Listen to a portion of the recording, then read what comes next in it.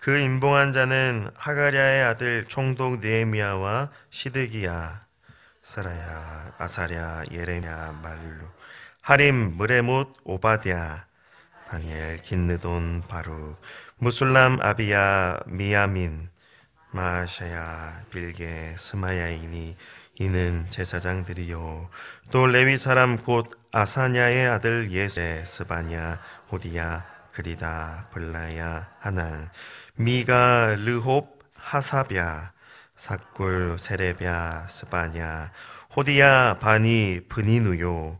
또 백성의 바니, 분니, 아스갓, 베베, 아도니야, 비그웨, 아딘, 아델, 히스기야, 아술, 호디야, 하숨, 베세, 하립, 아나돗, 노베, 사독, 야뚜아, 블라디아, 하난, 아나야, 호세야, 하나냐, 핫숲, 할르헤스, 빌하, 소백, 르훔, 하삼나, 마아세야, 아히야, 하난, 아난, 말룩, 하림, 바나이니라. 노래하는 자들과 느디딤 사람들과 및 이방 사람과 절교하고 하나님의 율법을 준행하는 모든 자와 그들의 아내와 그들의 자녀들 곧 지식과 총명이 있는 자들은 다 그들의 형제 귀족들을 따라 저주 우리 주 여호와의 모든 계명과 규례와 율례를 지켜 행하며 우리의 딸들을 이 땅 백성에게 주지 아니하고 우리의 아들들을 위하여 그들의 딸 곡물을 가져다가 팔려고 할지라도 우리가 안식일이나 성일에는 그들에게서 사지 않겠고 일곱째 해마다 땅을 쉬게 하고 모든 빚을 탕감하리라 하였고 1분의 1을 수납하여 하나님의 전을 위하여 쓰게 하되 곧 진설병과 항상 드리는 소제와 항상 드리는 번제와 안식일과 초하루와 정한절기에 쓸 것과 성물과 이스라엘을 위하는 속죄제와 우리 하나님의 전의 모든 일을 위하여 쓰게 하였고 우리 제사장들과 레위 사람들과 백성들이 제비를 뽑아 각기 종족대로 해마다 정한 시기에 나무를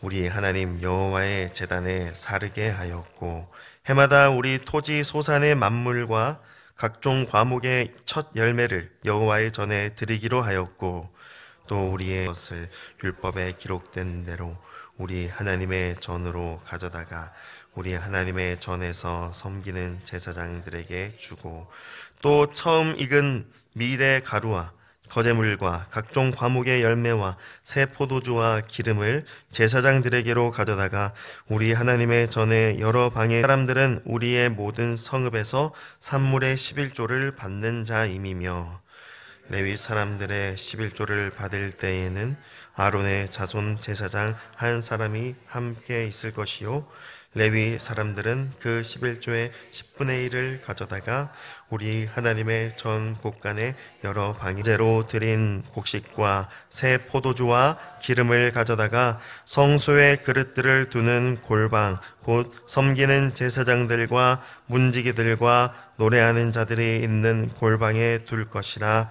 그리하여 우리가 우리 하나님의 전을 버려두지 아니하리라. 아멘. 사랑하는 성도 여러분, 오늘 우리가 읽은 하나님 말씀 느헤미야 10부분은 1절부터 28절까지이고 뒷부분은 28절에서 39절까지입니다. 왜 본문 앞부분에서 이렇게 이름들이 언급되고 있을까요? 이것을 알기 위해서는 바로 앞에 나오는 9장의 말씀을 알아야 합니다. 9장의 말씀, 여호와 하나님 앞에 절기를 지키고 성회를 열어서 모이게 되었습니다. 이 성회에는 하나님께서 놀라운 은혜를 베풀어 주셔서 백성들이 여호와 하나님 앞에 자기의 죄를 자복하고 회개하는 역사가 일어났습니다. 그로 인하여 짓게 된 죄악으로부터 단절하게 되는 그러한 일들로 나타나게 되었습니다. 그리고 율법의 말씀이 선포되었습니다. 이스라엘 백성들이 어떻게 시작되었고 어떠한 인도를 받아서 약속의 땅에 들어가게 되었는지를 레위 사람들이 백성 앞에서 선포하기 시작했습니다. 그리고 그 가운데 하나님의 말씀을 떠난 이스라엘 백성들을 심판하셨지만 긍휼과 자비가 풍성하신 하나님께서 다시 회복시켜 주셨다는 말씀이 선포되었습니다. 즉 여호와 하나님께서는 이스라엘 백성들에게 여전히 죄에 빠져 있다는 것을 깨닫게 된 것입니다. 그래서 9장 마지막 38절 말씀에 우리가 이 모든 일로 말미암아 사람들과 제사장들을 다 임봉하나이다 하였느니라 라고 말씀합니다. 즉 여호와 하나님 앞에 죄를 범했던 자들이 이제는 하나님 앞에 언약을 세우는 장면인 것입니다.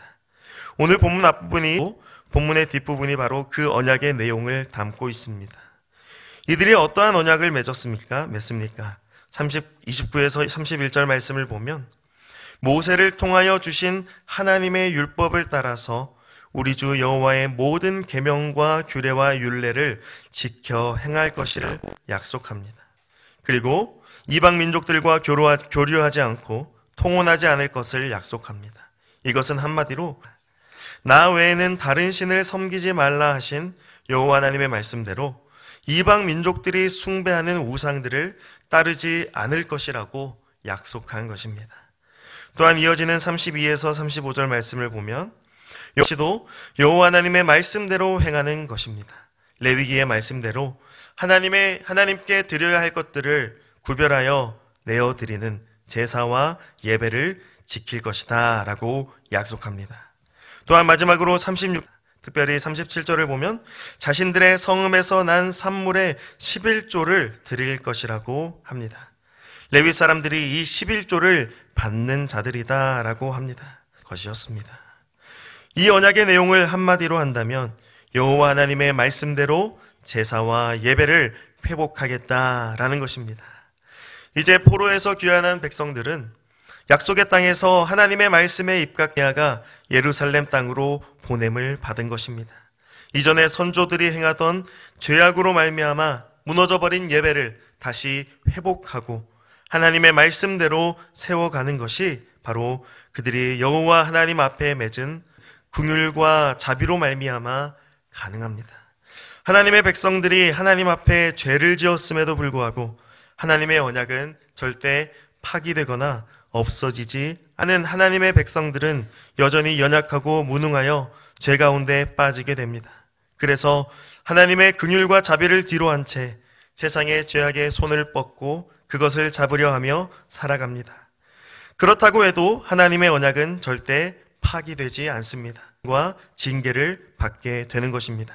다시 말해 언약의 복을 누리는 것이 아니라 언약의 저주를 받게 된다는 것입니다. 그렇기 때문에 반드시 하나님의 언약의 복을 누리기 위해서는 우리가 그 죄악을 깨닫고 그 죄악을 낱낱이 자복하며 하나님의 긍휼과 자비하심으로 용서를 받아야 합니다. 그뿐만이 아니라 죄로 인하여 단절되어 버린 순종과 헌신을 드려야 합니다. 다시 말해 하나님의 언약 말씀대로 우리의 예배를 다시 회복해 가야 한다는 것입니다. 언약 말씀을 기억함으로 다시는 죄에 빠지지 않겠다는 결단과 단절이 있어야 합니다. 여호와 하나님 외에 다른 헛되고 죄악된 우상, 이제 내 삶에 이방의 죄악들을 잘라버린다는 것과 같은 것입니다. 이제 하나님 외에 다른 것을 섬기거나 따르지 않겠다는 결단과 순종이 있어야 합니다. 하나님의 백성입니다. 그와 더불어 이제는 여호와 하나님 앞에 드리는 예배를 회복해야 합니다.